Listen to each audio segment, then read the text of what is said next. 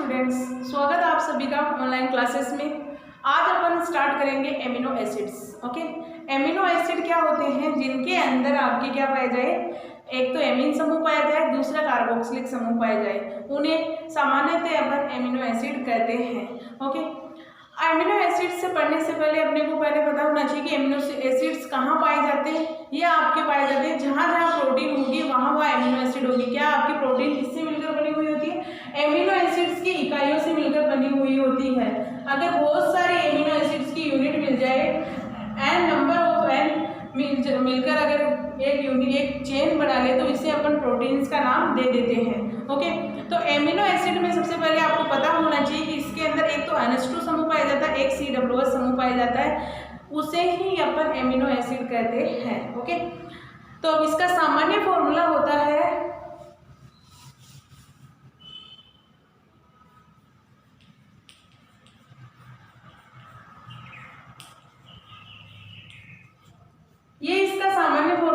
Amino acids का। अगर normally amino acids की पूछा जाए कि इसका फॉर्मूला क्या होता है तो आपको ये फॉर्मूला बनाना पड़ेगा। ओके, अब इसमें आपके कितने प्रकार के एमिनो एसिड्स होते हैं?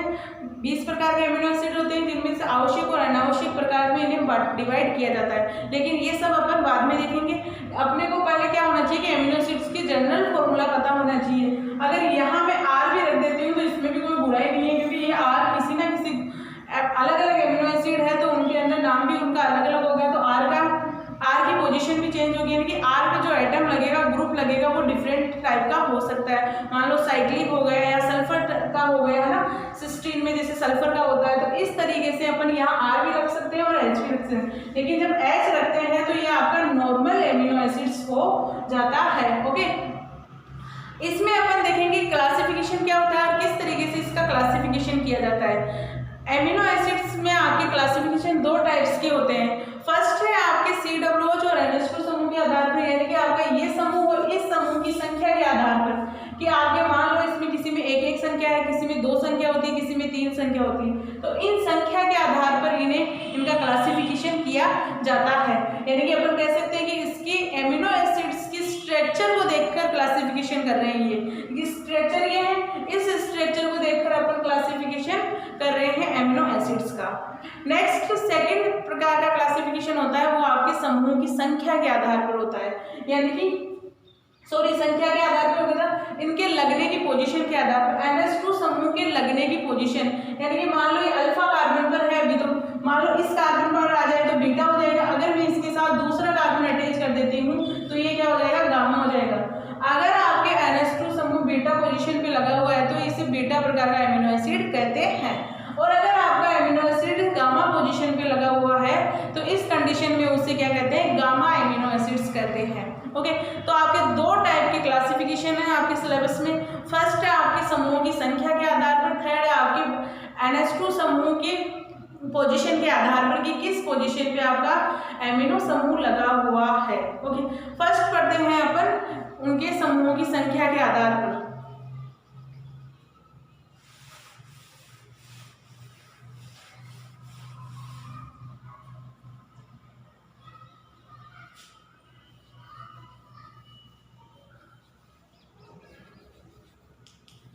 एमिनो एसिड्स, इसका पढ़ रहे हैं अपन क्लासिफिकेशन।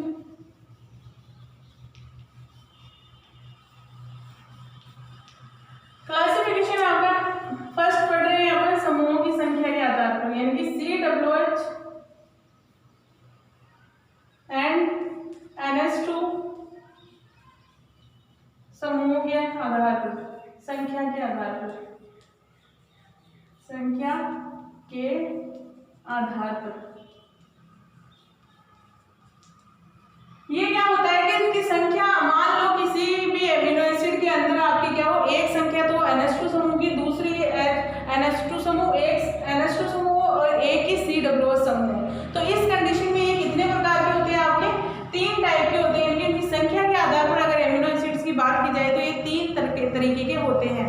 फर्स्ट कहा जाता है उदासीन, सेकेंड कहा जाता है इन्हें अम्लीय एमिनो एसिड, और थर्ड कहा जाता है बेसिक यानी कि क्षारीय एमिनो एसिड। ओके, क्योंकि आपको पता है कि NH2 समूह क्या प्रदान करता है, एसिड, बेसिक माध्यम पर, यानी कि बेसिक होता है ये। और जबकि COOH समूह क्या होता है, एसिडिक होता है।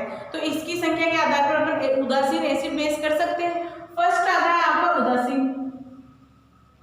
उदासीन एमिनो एसिड। सेकेंड आता है आपका अम्लीय एमिनो एसिड। और थर्ड आता है आपका क्षारीय एमिनो एसिड। ओके, उदासीन के अंदर मतलब होता है कि आपके पास अगर उदासीन मतलब कि कोई भी अगर आप जब किसी एसिड और बेस की रिएक्शन करवाते हो, यानी कि एसिड की भी मात्रा सेम और बेस की भी मात्रा सेम हो, तो उनकी रिएक्शन करवाने के बाद में आपको क्या प्राप्त होता है, उदासीन माध्यम प्राप्त होता है, या अपन कह सकते हैं कि सोल्ट प्राप्त होता है। उसे अपन कहते हैं कि ये आपका कौन सा माध्यम हो गया, न्यूट्रल हो गया, यानी कि उदासीन हो गया। इसी कंडीशन में अपन इसमें देखेंगे, मान लो आपके पास कोई भी एमिनो एसिड है, उसके अंदर एक ही तो एमिनो समूह और एक ही COOH समूह है, तो उस कंडीशन में आपके ये कैसा हो जाएगा, उदासीन हो जाएगा। जैसे कि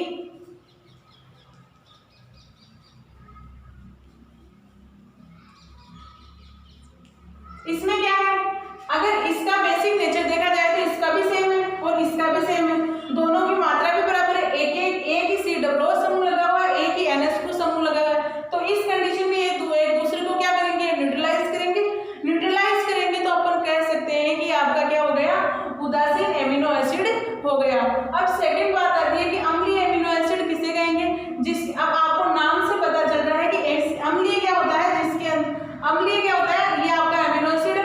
इस एमिनो एसिड के अंदर COOH की संख्या ज्यादा हो, यानी कि आपके पास दो तो COOH समूह हो और आपके पास NH2 समूह प्रेजेंट हो, देन उस कंडीशन में अपन बोलेंगे कि आपका क्या है, एसिडिक एमिनो एसिड होता है। एसिडिक एमिनो एसिड में आपके पास दो COOH समूह होंगे। अगर इनकी रिएक्शंस करवाई जाती है, अगर इन्हें किसी माध्यम में रखा जाता है, तो ये कौन सा मीडियम प्रदान करेंगे, आपको बेसिक एसिडिक माध्यम प्रदान करेंगे। ओके, तो अपन अब किस पोजीशन पर इन्हें रख सकते हैं, या कैसे अपन अगर कोई फॉर्मूला लिखे तो किस तरीके से लिख सकते हैं इसका। अगर मान लो मेरे पास ये है, एक तो COOH समूह ये हो गया आपका NH2 समूह, दूसरा हो गया आपका CH2। अगर मैं यहाँ इस साइड लगा देती हूँ COOH समूह, तो इस कंडीशन में अपन बोलेंगे कि आपका कौन सा हो गया, एसिडिक एमिनो एसिड हो गया, क्योंकि यहाँ दो COOH समूह है जबकि आपके पास एक एमिनो समूह है। एक अमीनो समूह है जो क्षारीय माध्यम पर क्षारीय होता है, जबकि दो क्या होते हैं, अम्लीय होते हैं। तो सबसे ज्यादा डोमिनेट कौन करेगा इन पे, एसिडिक, क्योंकि यहाँ एसिड की मात्रा सबसे ज्यादा होती है, तो ये डोमिनेट करेगा इस पे। यानी कि क्षारीयता का जो गुण है वो तो खत्म हो जाएगा और जो एसिडिटी का गुण है वो यहाँ इंक्रीज हो जाता है। अब अपन देखेंगे क्षारीय एमिनो एसिड, इसमें भी नाम से अपन को पता चल रहा है कि क्षारीय एमिनो एसिड किसे कहते हैं। क्षारीय एमिनो एसिड में आपके क्या होगा कि दो तो आपके एमिनो समूह होंगे और आपके पास COOH समूह प्रेजेंट होगा। दो एमिनो समूह प्रेजेंट होंगे तो कहाँ होंगे, आपके कार्बन की चेन में ही अपन कर सकते हैं कि इसमें ये NH2 समूह प्रेजेंट हो सकता है। जैसे कि आपके पास है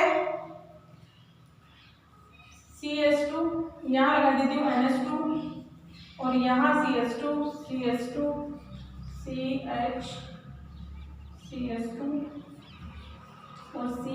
CNH2 और ये हो गया COOH और यहाँ आ जाएगा H।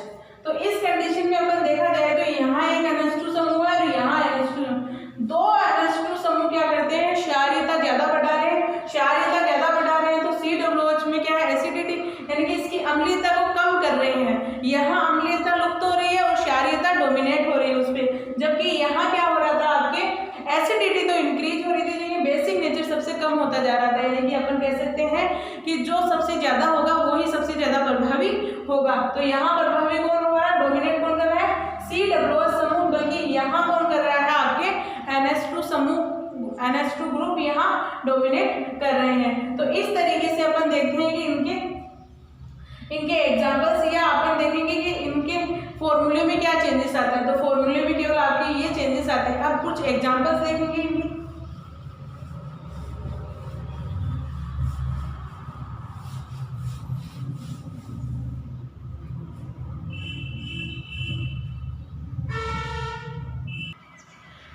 इनको ये आपके पास कुछ एग्जांपल्स दिख रहे हैं जिन्हें अपन उदासीन कहते हैं, और यह उदासीन के अंदर आपके आएंगे ग्लाइसिन और एलेनिन आएंगे, है ना। जो एग्जांपल अगर आपसे पूछा जाए कि आपके पास, आप बताइए कि उदासीन एमिनो एसिड कौन से हैं, तो आप बता सकते हो कि ग्लाइसिन और एलेनिन का क्या है आपके उदासीन एमिनो एसिड। देखो आपके इनके फॉर्मूले बहुत है ना, थोड़ा ऐसे अजीब से लग रहे हैं, लेकिन आपको याद करने का ट्रिक भी बता दूंगी किस तरीके से आपके सबके इनके फॉर्मूले याद कर सकते हो, इजीली आपको सबको याद हो जाएगा। लेकिन अभी अपन केवल क्लासिफिकेशन देख रहे हैं, क्लासिफिकेशन देखने के बाद मैं आपको फॉर्मूले भी बता दूंगी, ओके।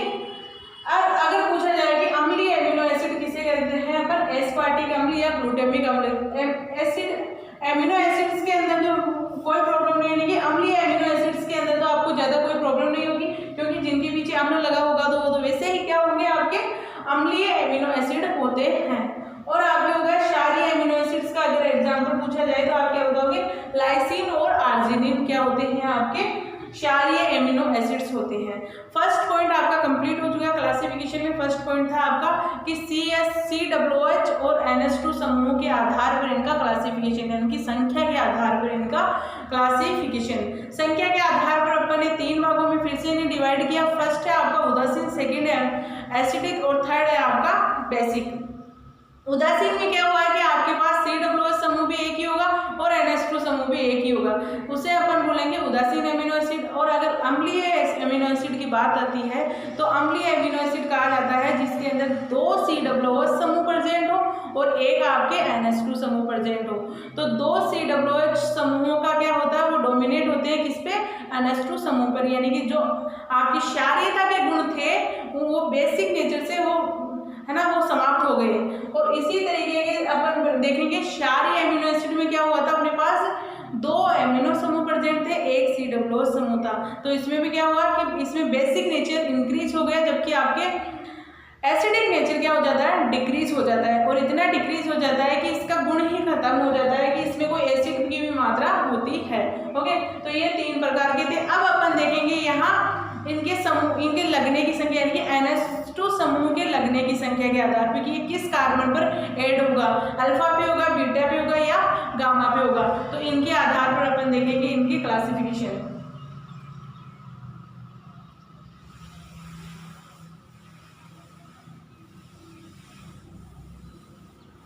देखो ये आपके चैप्टर रटने वाला है, कुछ ज्यादा समझने का कुछ नहीं है इसमें, केवल आपको कौन से उनके फॉर्मूले रटने होंगे या याद करने होंगे, कैसे भी करना होगा, ये केवल आपके रटने का होता है, ओके। तो आपको केवल इसे बार बार में रिवाइज करते रहना, तभी आपको याद रहेगा, वरना आप फिर से भूल जाओगे क्या क्या हो रहा है इसमें। तो अपन यहाँ सेकेंड क्लासिफिकेशन देखेंगे, NH2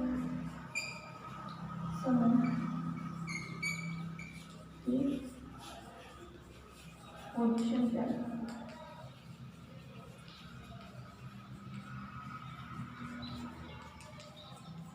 क्योंकि देखो यहाँ देखो आपको ऐसा लग रहा हो कि मैम रटने के लिए क्यों बोल रही है, क्योंकि यहाँ कोई कॉन्सेप्ट काम ही नहीं कर रहा है कि वो कॉन्सेप्ट काम कर रहा है जिसके आधार पर अपन बता सकते हैं कि ये हो रहा है।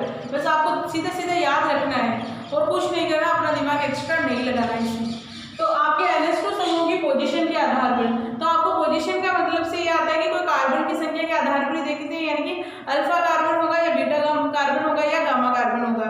इन कार्बन की संख्या के आधार पर देखते हैं कि किस कार्बन पर ये क्या होगा, NH2 समूह लगेगा आपके, है ना। तो इसमें आपके कितने प्रकार के होते हैं, 3 प्रकार के होते हैं। फर्स्ट है आपका अल्फा कार्बन पर NH2 समूह या अल्फा एमिनो एसिड्स कह सकते हैं। सेकेंड है आपका बीटा एमिनो एसिड और थर्ड है आपका गामा एमिनो एसिड्स, है ना। तो केवल आपको NH2 समूह की पोजीशन के आधार पर ही आपको क्या करना है, एमिनो एसिड्स को डिवाइड करना है कि किस कार्बन पर ये आपके अटैच है। देखो ये बहुत इजी होता है, आपको क्या करना है, पहले अल्फा कार्बन लेना है। अल्फा कार्बन से जैसे कि आपके पास क्या है, COOH है। अगर आपका नॉर्मल एमिनो एसिड है तो आपके पास इसमें ये अल्फा कार्बन है, H की वैलेंसी कंप्लीट, कार्बन की वैलेंसी कंप्लीट कर लेते हैं। ये आपका अल्फा कार्बन है, अगर अल्फा कार्बन पर ही NH2 समूह प्रेजेंट होता है देन इसे कहते हैं अपन अल्फा एमिनो एसिड। और अगर आपका यही NH2 समूह किस पे लगा हुआ हो,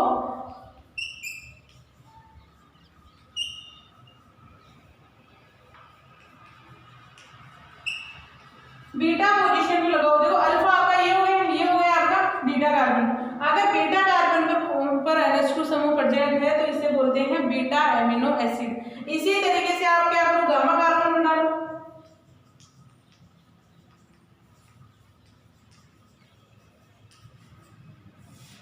ये हो गया आपका NH2 समूह, ये हो गया अल्फा, बीटा और ये हो गया गामा। तो कह सकते हैं कि आपके पास जो बीटा कार्बन गामा कार्बन पर अगर NH2 समूह प्रेजेंट हो तो उसे गामा एमिनो एसिड कहते हैं। तो बहुत इजी है, ज़्यादा कोई कॉम्प्लिकेटेड नहीं है, ज़्यादा कुछ करने की जरूरत नहीं है। बस आपको क्या करना है, अल्फा का नाम सुनते ही क्या करना है, अल्फा कार्बन पर एमिनो एसिड लगाना है। और अगर बीटा का नाम सुन रहे हो तो आपको बीटा कार्बन पर एमिनो समूह लगाना है। और अगर आप गामा एमिनो एसिड की बात करते हो तो आपको गामा कार्बन पर क्या करना है, एमिनो समूह लगाना है। तो ये हो गए आपके दो क्लासिफिकेशन हो गए कि किन आधार पर इनका क्लासिफिकेशन किया जा सकता है एमिनो एसिड्स का ना। बहुत इजी है ना। अब नेक्स्ट टॉपिक देखते हैं अपन, इनमें इनकी स्ट्रक्चर देखेंगे कि किस तरीके से इनकी स्ट्रक्चर ड्रॉ की जा सकती है। अलग अलग एमिनो एसिड्स कितने प्रकार के होते हैं वो देखेंगे। और फिर इन टाइप्स में अपन देखेंगे इनकी स्ट्रक्चर में क्या चेंजेस है। फिर अपन इनमें देखेंगे कि इनके कॉन्फ़िगरेशन किस तरीके की होगी। ओके,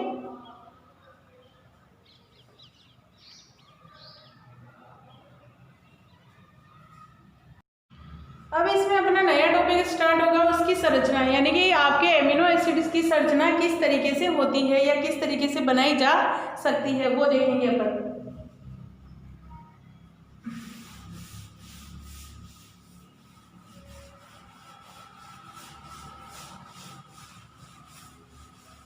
एमिनो एसिड की संरचना अपन देख सकते हैं कि कैसी होगी संरचना।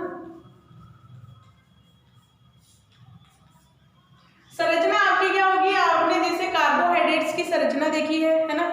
आपने कार्बोहाइड्रेट्स में देखा कि कार्बन इसमें भी क्या है, आपके किरेल कार्बन है, उनमें भी किरेल कार्बन थे, उनमें भी आप विन्यास निकाल रहे थे, इसमें भी आपको निकालना होगा।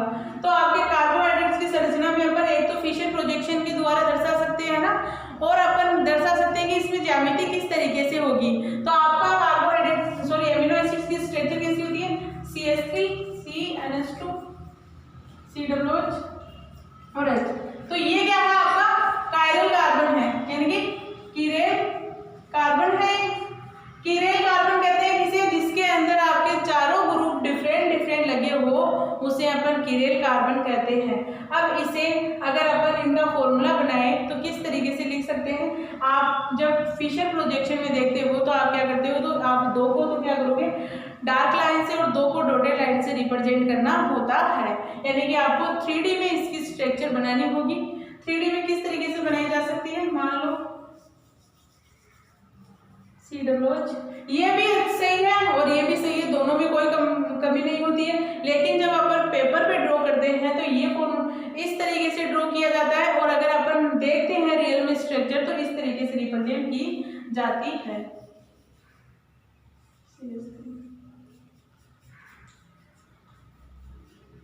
तो इस तरीके से अपन एमिनो एसिड की स्ट्रक्चर ड्रॉ करते हैं। अब अपन को इनमें देखना होगा कि इसमें आपके विन्यास किस तरीके का होगा। विन्यास का मतलब कि आपके पास क्या होगा, फॉर्मूला तो सेम होगा लेकिन इनका डिफरेंट विन्यास हो सकता है। D और L नामकरण करते हैं। आपको जब कार्बोहाइड्रेट्स पढ़ाया गया था तब भी आपको बताया गया था कि कार्बोहाइड्रेट्स में विन्यास D और L ही उपयोग किया जाता है। क्यों? क्योंकि उसके अंदर OH की पोजीशन देखनी होती है। जहाँ जहाँ D और L नामकरण की बात आती है केवल दो ही ऐसे स्पीसीज होती है उनके अंदर यूज किया जाता है। एक होता है आपके कार्बोहाइड्रेट, सेकेंड होता है आपके एमिनो एसिड। जितने भी आपके एमिनो एसिड्स हैं उसके अंदर D और L नामकरण करते हैं, और जितने भी कार्बोहाइड्रेट्स हैं उनके अंदर अपन क्या करते हैं, D और L नामकरण करते हैं। कार्बोहाइड्रेट्स में अपन OH समूह के आधार पर करते हैं, जबकि एमिनो एसिड्स के अंदर NH2 समूह के आधार पर करते हैं। वो अपन देखेंगे नेक्स्ट क्लास में। ओके।